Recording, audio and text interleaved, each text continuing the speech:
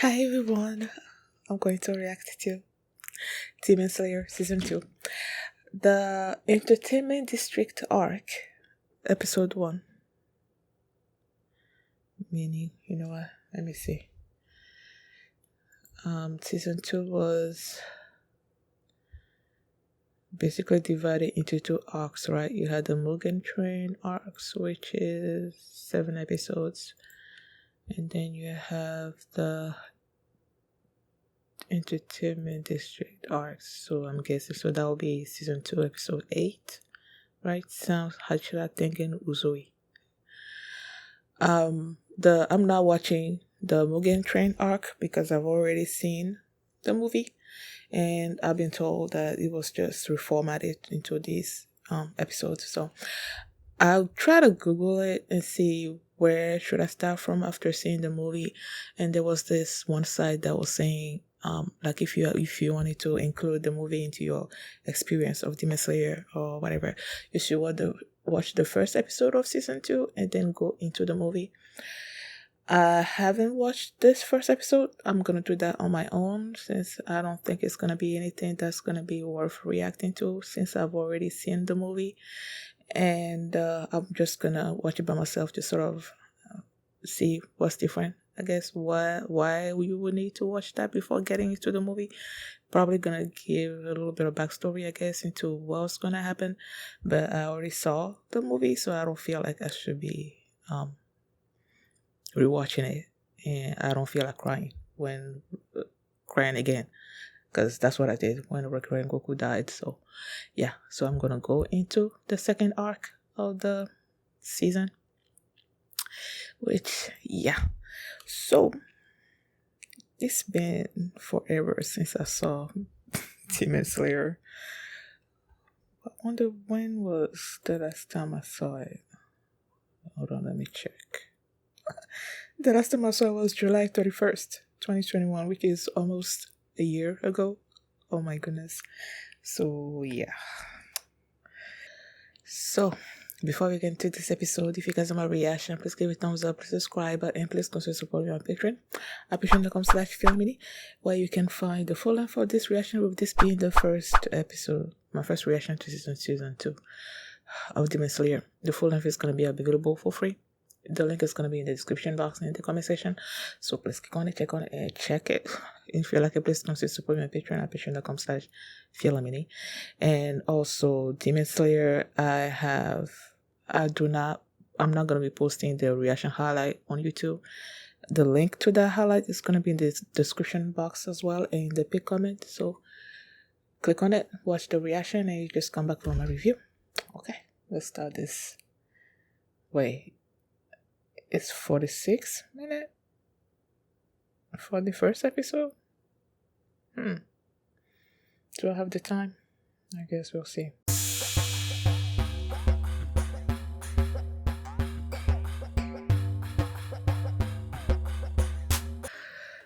When I saw that the episode was like 46 minutes long, I'm like, okay, why?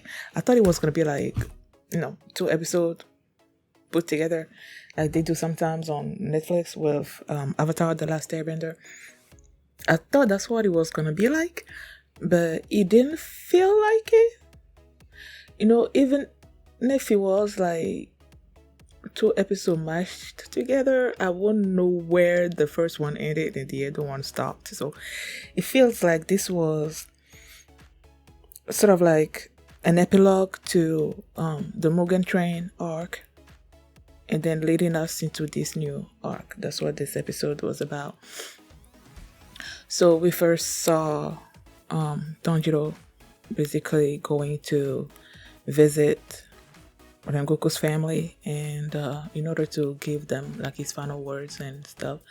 And the father was all like, he saw the earrings, and then he's like, he just started talking. I'm not gonna say nonsense, but because there's probably like a history there between the sun breathing Hashira's slayers, I don't know, something, and then the others, there's probably some kind of history there.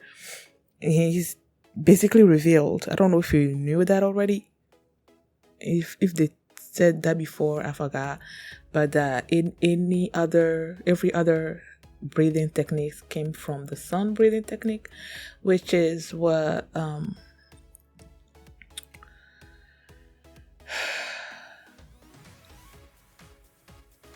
Tanjiro was able the technique, the I forgot how it's called, the breathing technique, the dance thing, the kagura, something kagura thing. That's where that came from. So he can do that, but he just hasn't mastered it yet. And this guy feels like Tanjiro was looking down on them. He started calling Rengoku stupid, like he didn't have any talent. I'm like, he was getting on my nerves. So when Tanjiro headbutted him, I'm like, yes. He headbutted him and then he lost consciousness.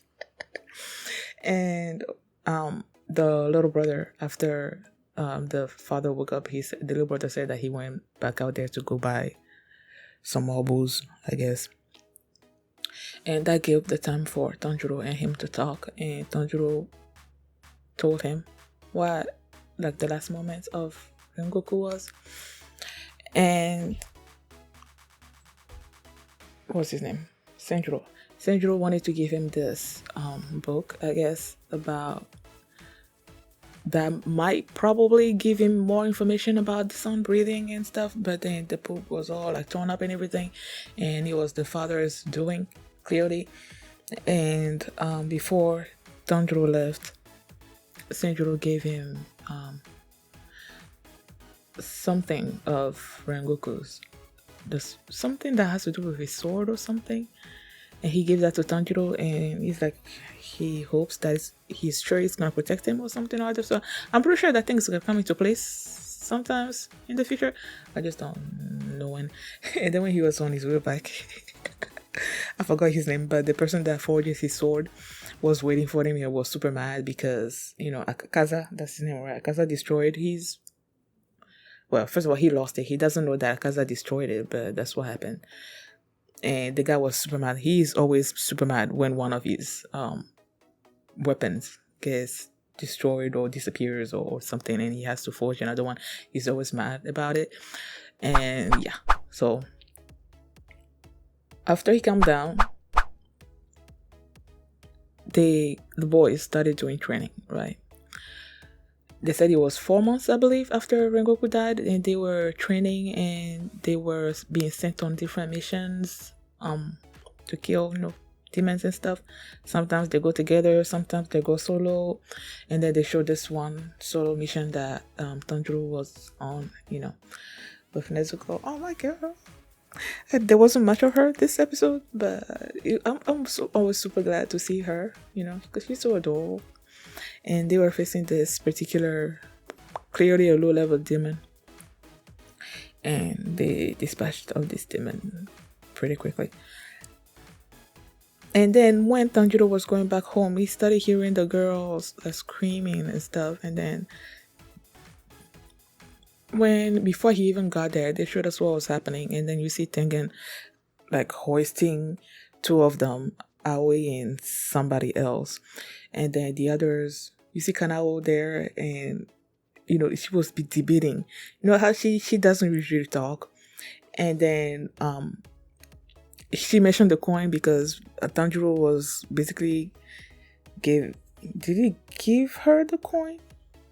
But she used the coins to, if she wants to make a decision, she tosses the coin and then chooses based on that. But then she remembered when Tanjiro told her to follow her heart, and she followed her heart, and then she was just holding on to the girls there. And then the other girls also jumped on Tengen, and that's where Tanjiro came, and he was confused. He's like, "What is wrong with him? What the heck was going on?" And that's when the girls were he kidnapped those two. But basically what he was gonna do is that he was going on this mission, and he said that he needed a female core, right? Remember? And one of them was not Aoi was, and then he was gonna bring her, and he didn't need permission or anything. But then Tanjiro was like, instead of taking her, how about you take all three of us? And I love how the others came into the picture. The animation in this show, man, I don't know, it's just so cool. As the one where when Rengoku's father, he dropped his gourd into the alcohol, the way that was animated was so cool. And then Tanjiro was walking and they were just showing the ground. It was just, the animations look so real, and I don't know, it's amazing in this show. I love the animation in this show. So these three decided to go, well, they said that instead of Tengen taking out with him, that these three were gonna accompany him, and he accepted just like that. And then they were going to the entertainment district where, you know, a bunch of demons, I guess all the tough demons hang out or something or other like that. So that's where they were going. So now they are embarking on this, what this arc is gonna be. So there's that. And then when they started this episode, they showed this little boy going to the library, picking up a book, and then, you know, going home. And then you see these the parents, I guess, talking about how they didn't have children of their own or something, and that when this one came into their lives, it was a blessing. He's such a well-mannered kid and all that. And I'm like, do I know this kid? Have I seen him before? You should have told me that it was Muzan. It wasn't until Akaza showed up, and I'm like, of course it's Muzan. And apparently he's looking for something called the Blue Spider Lily, whatever that's supposed to do. And Akaza told him that he wasn't able to find it since they didn't actually know what they were looking for or something or other. And then he made the mistake of saying, but don't worry, I killed one of the Hashiras. And I'm like, that's when Muzan turned on him. He's like, you said that as if it was some kind of accomplishment, you know, like the Hashira is a human, so of course demons are supposed to kill humans. Demons are stronger than humans or something or other. And then he's like, there were other slayers there, why didn't you kill him? And then he sent his power or something or other. Basically, it seems like he was shredding him from the inside, and then he started bleeding. And then Akaza left. And my thing was, before he left, he like spewed out a whole lot of blood on the floor. And it was just the moment after that the father came in. I'm like, you didn't notice, you know, the windows open, the blood on the floor? Maybe by the time he got there, I don't know. I thought that Muzan was gonna be like clean up before you go, but he didn't say anything like that. So I don't know, whatever. I don't know why I'm making such a big deal about it, but yeah. So when Akaza left, he started thinking about what Tanjiro said to him. He's the one that stuck him, right? He hurt him with his sword as he was running away, and he was calling him a coward. And I'm like, yeah, you are a coward. And that's probably why he was also pissed off like that. It wasn't just that, yeah, he hurt him with his sword or whatnot. It was also because he was right. He was being a coward. I know if I remember correctly, when I first watched the movie, I said at some point in the episode that had it not been for the sun coming up, that Rengoku was probably going to be able to defeat him. But then someone said in the comment that wasn't going to happen because Akaza was like super, super, super strong and something like that. So even if that was the case, I feel like if he had actually been there with the sun coming up, he would have died. Okay. That's my thought on it. So that's why when he was running away and Tanjiro was calling him a coward, I'm like, yeah, he is being a coward, and that's probably why he is mad, because it resonated with him, you know. I don't know, but yeah, that's how they started the episode. And now he's like super mad, and he's like, when he sees Tanjiro, he's gonna kill him or something like that along those lines. I'm like, yeah, sure, whatever. Tanjiro's not gonna die. He's the main character. Nezuko's not gonna die. She's one of the mains. I want to say that Zenitsu and Inosuke are not gonna die either, but you never know. I don't know about those two, but for sure, I don't see Tanjiro and Nezuko dying in this show. So if anyone's gonna die, if there's the confrontation between Akaza and Tanjiro is gonna be Akaza. So yeah, is there anything else that happened this episode? No, I think that's basically it. I'm looking forward to whatever this new arc is gonna bring. So yeah, thank you guys for watching. And if you like this reaction, please give it a thumbs up, subscribe. And if you want to see my reaction to episode 9, I believe that will be episode 9. You can do so by checking out my Patreon at patreon.com/FeelMini. And you can also see the full length of this reaction there as well. So thanks for watching, and I will see you next time. Bye.